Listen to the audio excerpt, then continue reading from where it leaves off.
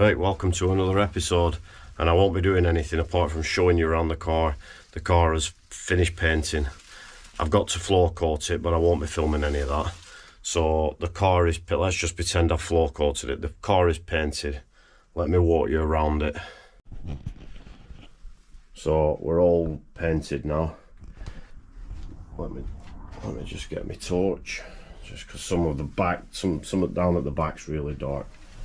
So you've seen all this before. There's my rib nuts, ready for the grill.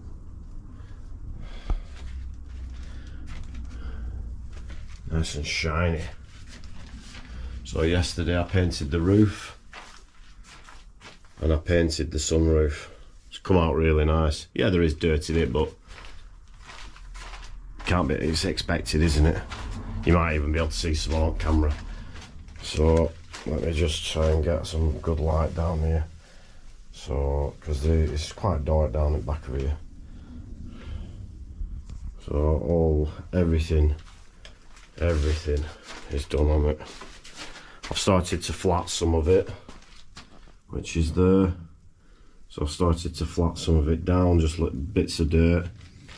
You know, if I get really close, I don't know whether you can see them, it's wheat white. So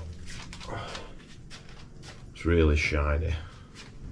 It's nice and dry. Now next week I'll start flattening it down so that roof's had at least 1 week to cure out. And I will give that a floor coat. Right, I hope you like that little update. It's only going to be really short. So I've got to floor coat it, then paint the panels. Once I've painted the panels, I'll be putting the panels on the car because it'll be safer on the car than anywhere else.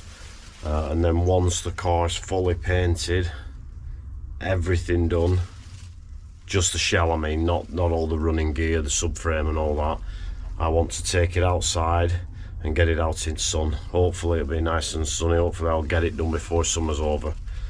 So thanks for watching, and I'll see you on the next one.